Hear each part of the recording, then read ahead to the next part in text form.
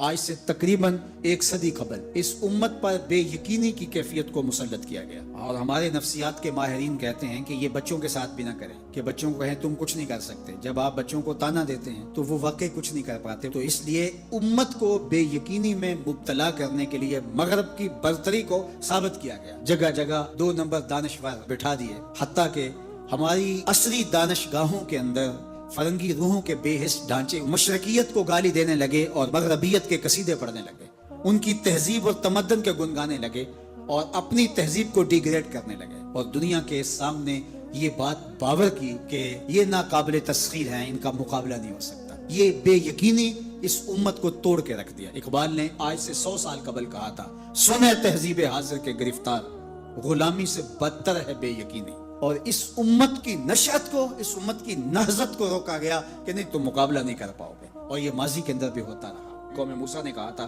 ہم تو مقابلہ کر نہیں سکتے، موت سے بدتر زندگی تھی، اور یہ بالکل ہتھیار پھینک چکے تھے۔ پھر حضرت موسیٰ آئے، ان کو کھڑا کیا، ہمت دلائی، دریائے نیل کے کنارے آئے تو پھر اڑ کے کھڑے ہو گئے۔ چونکہ 12 قبیلے تھے تو کہنے لگے کہ ہم ایک ہی راستے سے نہیں گزریں گے، دشمن پیچھے چڑھا ہوا ہے اور یہ قوم اڑ کے کھڑی ہو گئی ہے دریائے نیل کے کنارے کہ نہیں ہم ایک سوراخ سے نہیں گزریں گے، ہمارے قبیلے الگ الگ ہیں، لہٰذا ہمارے لیے الگ الگ راستے بناؤ۔ قومیں جب نکبت میں، رسوائی میں چلی جاتی ہیں تو یہی حال ہوتا ہے۔ وہ کسی نے کہا کہ ہم ایران کا ساتھ نہیں دے سکتے، وہ تو شیعہ ہیں، تو میں نے کہا کہ چلو آپ نیتن یاہو کا دے دو، وہ تو سنی ہے۔ اس حالت کے اندر نیل کے کنارے کھڑے ہیں اور اب بھی کہہ رہے ہیں کہ نہیں ہم ایک گلی سے نہیں گزر سکتے۔ 12 راستے بن گئے، 12 رستوں سے 12 قبیلے گزرے، ادھر وہ بالکل دوسرے کنارے کے قریب پہنچ گئے، ادھر ان کا آخری آدمی دریا میں داخل ہو گیا۔ اب حکم ہوا دریا کو اب تو چلنا شروع ہو، اور یہ پھر پانی میں ڈوب رہے تھے اور یہ کنارے پہ دیکھ کے اپنے قاتل کو آنکھوں سے دیکھ رہے تھے۔ بڑا لطف آتا ہے جب قاتل کو مرتے ہوئے دیکھیں۔